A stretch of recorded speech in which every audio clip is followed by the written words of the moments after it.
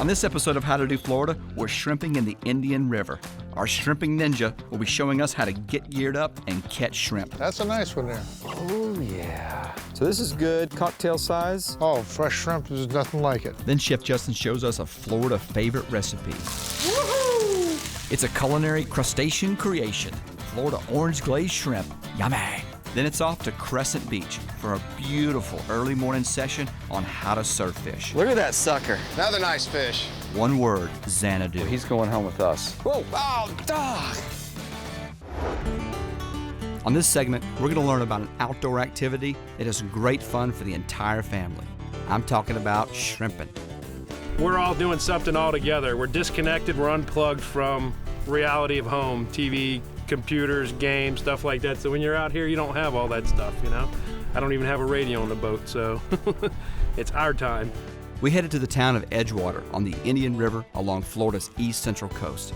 Edgewater is a little over an hour drive from Orlando and just south of New Smyrna Beach. Yeah, they love shrimping. They love eating them too.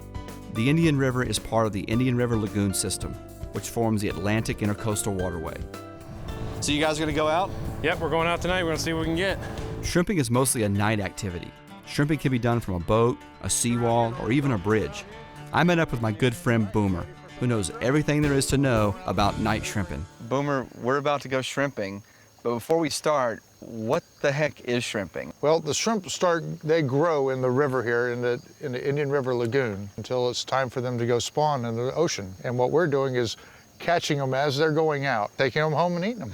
Right, That's about it. That's simple. Let's talk about gear. What do we need to shrimp? First off, you need to have light in the water so you can actually see the shrimp. So we have, there's a lot of different lights they have. Now this one here, it's superior to all the ones you'll get on the stores or whatever, but it's kind of custom made for our club members only. This is a smaller one that doesn't take as much weight to keep it on the bottom. Okay, so how do you turn this thing on? There we go. So why green? Why not just white? Green shows up better in the water. Okay. It illuminates more stuff in the water. The wavelengths are different than a white light. I'm feeling pretty powerful with this in my hands right now. Then you have what actually you catch a shrimp with. We have a dip net. But it has nice thin rim on it, which cuts to the water nice and easy. Right. So the shrimp You just get them go all down the way- here because the shrimp will get down in here in a pocket. Then you'll just dump them all out into a bucket. Dump them into the bucket. Okay. So is that all we need to know about shrimping as far as gear is concerned? Yeah, that's about all that I can think of, other than you need a good bucket to, put your shrimp in when you get ready to dump them. This is an old Danforth anchor. Is that right, Boomer? That's right, it's a Danforth. Yeah, you don't want to be pulled up in the middle of shrimping. So if you're coming out, this is really the anchor that you're looking for. That's it. Felt a little short. I feel like I could do better next time, but Explain to us kind of how you have this rigged here. Okay, this is the weight to keep it. It has to be sitting on the bottom, and then the light is actually buoyant. So it's like a bobber. And what'll happen is this will sit on the bottom with the light holding up off the bottom. The clearer the water, the closer to the bottom you want to have it. So we just throw it out there now? Right. Give it a heave out. Just like that. Looks about right. That looks good. All right. This area right here has a tidal flow. It all comes off the flats, and they all move and they're heading out to sea. It's best to have a moon that's near full, usually after a good cold spell is another good thing to look for. 67 is about the premium water temperature for them to start moving. Excuse me. That's a nice one there. Oh, yeah. Nice, nice.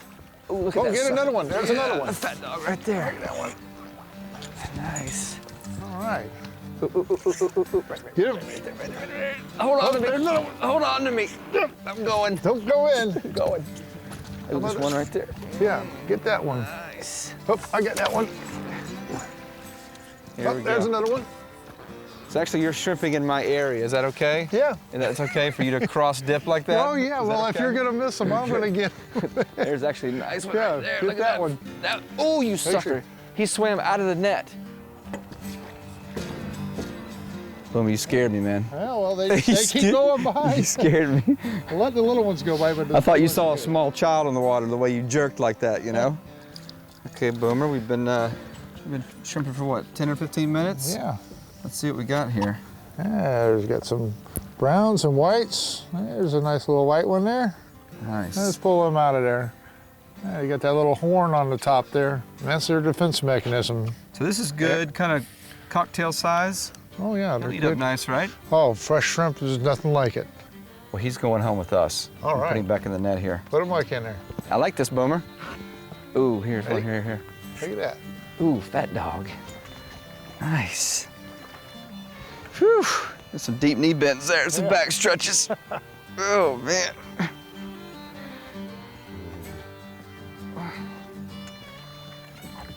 I want to see that big one I got. Come on out of there. That's a fatty, man. That's a fat dog. He'll jump right out of your hand, too. Look at that sucker, man. Whoa, oh, dog! Did you see that? We lost him, man. Oh, man.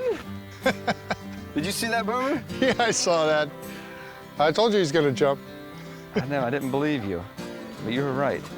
I quickly learned what shrimping is really about, and that's simply being on the water at night, enjoying the peace and quiet and good conversation. Shrimping is more about getting off work and going out and just unwinding and just getting out on the water here and relaxing.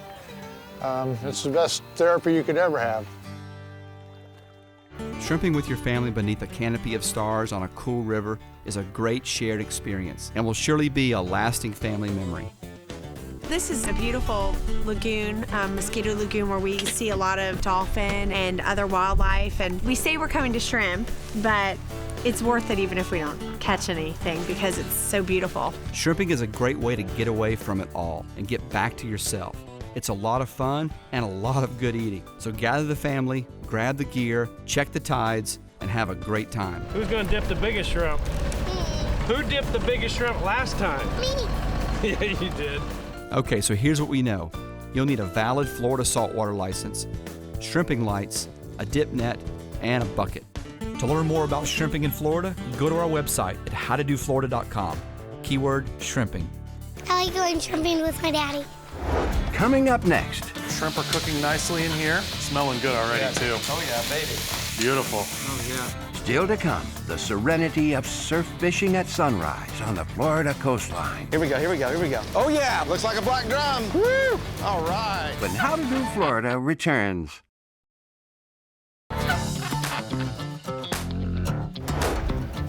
Some of the best tasting shrimp in the world are caught right off the Florida coast. Today on our Florida cooking segment, we're cooking wild caught shrimp. So to help us cook our shrimp, we have Chef Justin with us. And Chef Justin is the executive chef for the Florida Department of Agriculture. Chef, what are we gonna be doing here today? All right, today we're gonna do Florida orange glazed shrimp. So Florida shrimp and Florida orange juice. Absolutely. Sounds like a pretty deadly combo. I'm looking forward to it. So what ingredients do we need to make this happen? We got these beautiful Florida shrimp, and then we're gonna use about 2 cups of freshly squeezed Florida orange juice. We also have about a teaspoon of sesame oil and another teaspoon of soy sauce. And then I'm gonna use about a teaspoon of fine chopped jalapeno peppers to give it a little bit of zing, and about 2 tablespoons of triple sec liqueur. And then we're gonna be using a little olive oil to cook with, and we're gonna finish our dish with a little bit of flat leaf parsley just for garnish. Okay, Chef, so we have our ingredients. What's next? All right, step 1, we've got a nice hot pan here, and I think we're gonna reduce our orange juice. Yeah, you let that pan get nice and hot there, didn't you? Nice and hot, absolutely. And so the reduction, basically we're getting all the water out of the orange juice, looking for a real concentrated version. Yep, we're gonna reduce it by at least half, and those sugars will thicken up, and it's gonna cut these shrimp beautifully. We got our large saute pan here over medium-high heat, and it's already hot. We're gonna go ahead and add our oils, a little bit of olive oil. Okay. It's radiating very nicely. When those shrimp hit, you want them to sizzle. Want them to sear and sizzle, absolutely. And a little bit of our sesame oil. I notice you're not measuring anything. You just like to just kind of go with it, don't you? A little this and a little that. A little this, and you know, little you need to get comfortable with your recipes and your style of cooking so that you can do that. All right, our pan's nice and hot. I think we're ready to add our shrimp. Okay, so can I slide them in there? Please do. All right, here they go. Stand back a little bit. They're gonna pop. They're gonna snap, crackle, and They're gonna pop, aren't they? sing. Woohoo! Oh yeah, baby. Beautiful. Oh yeah, beautiful. Whew. Okay, well these are going. We can already smell them. All right, let's go ahead and add our chopped jalapeno pepper. Okay, there we go. Sprinkle that around a little bit. Beautiful. Okay. I'm gonna work this around a little bit. How long will these shrimp cook?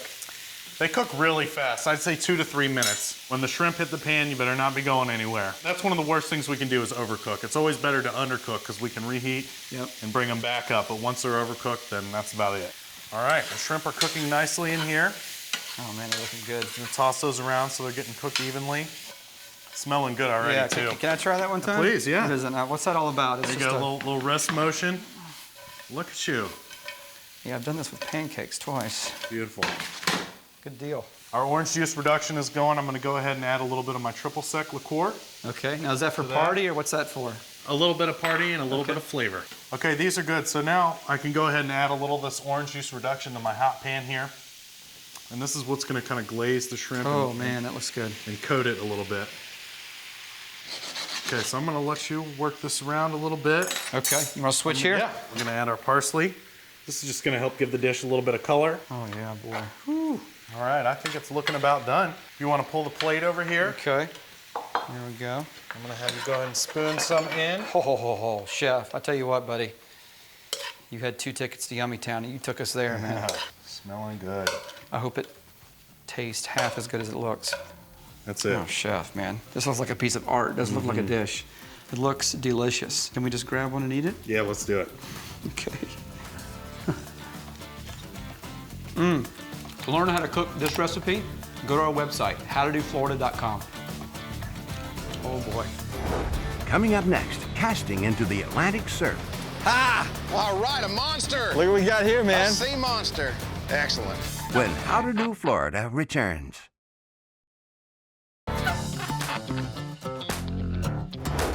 We're in Crescent Beach, and we're gonna be showing you how to surf fish.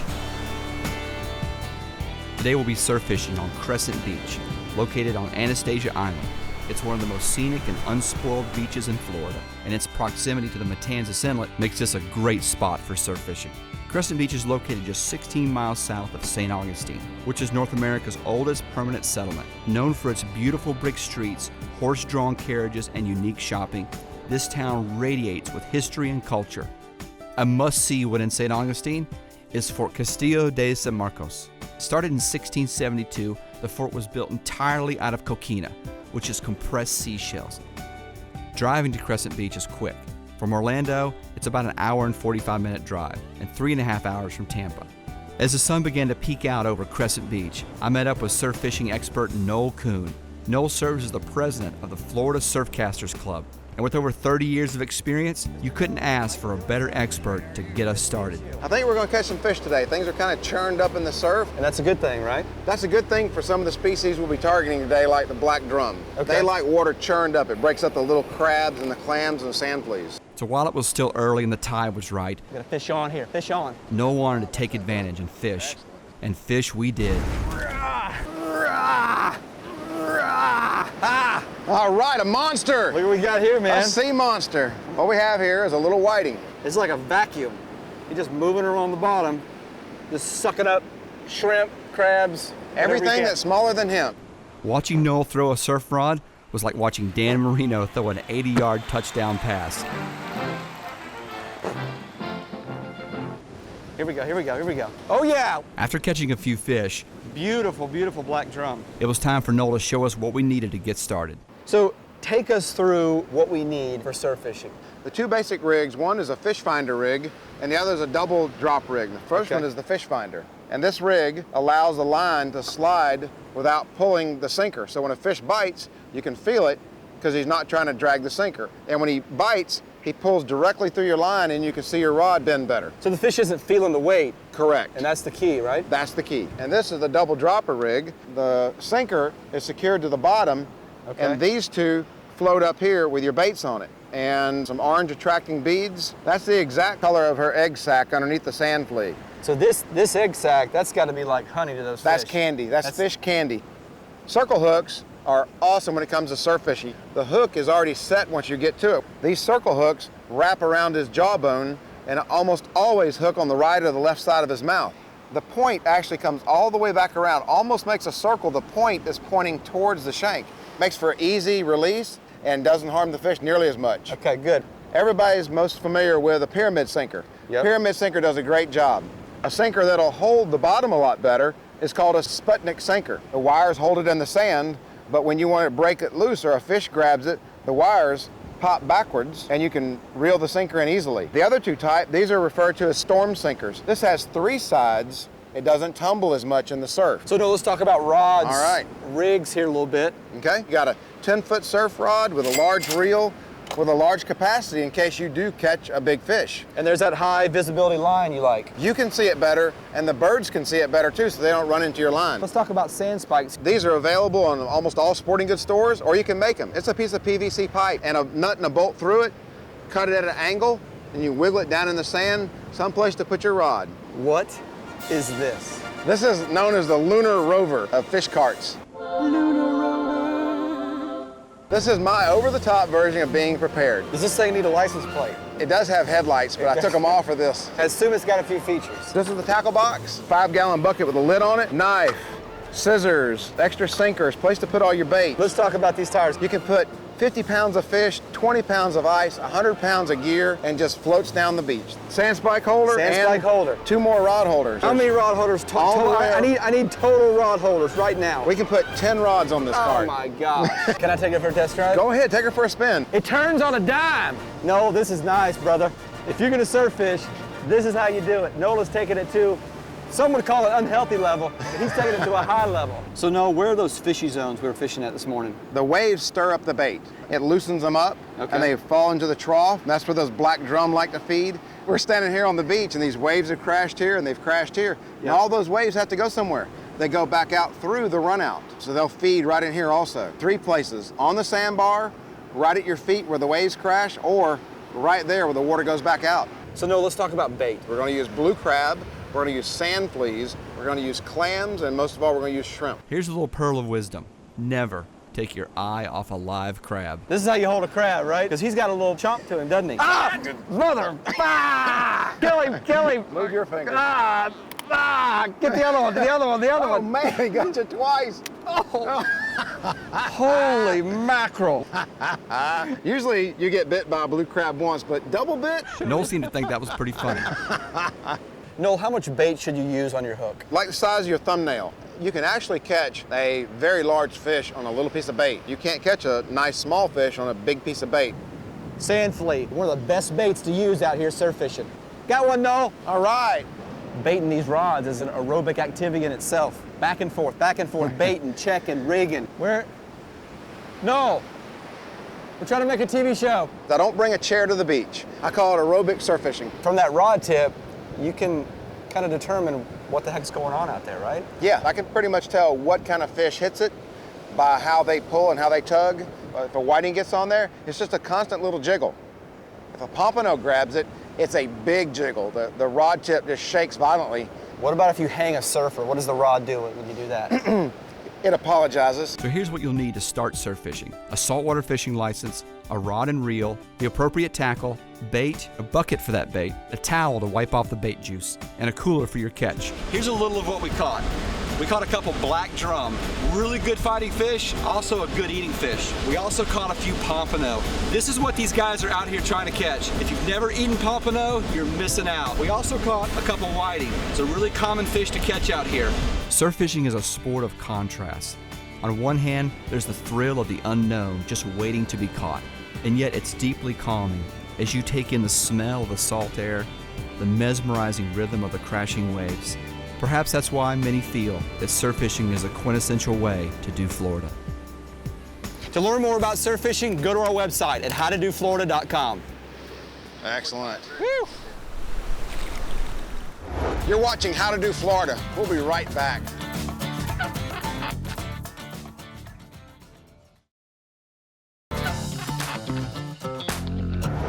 You know, Florida has over 4,000 square miles of some of the most pristine waterways in the world.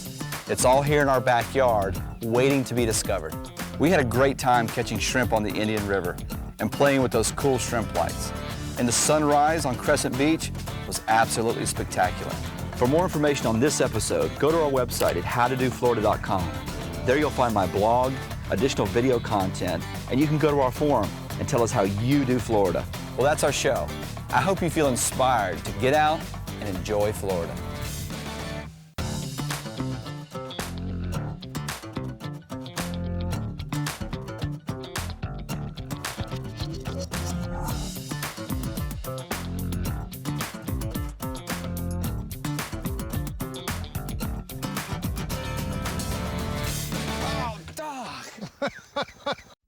Yeah, right there. Oh, yeah, perfect. Yes.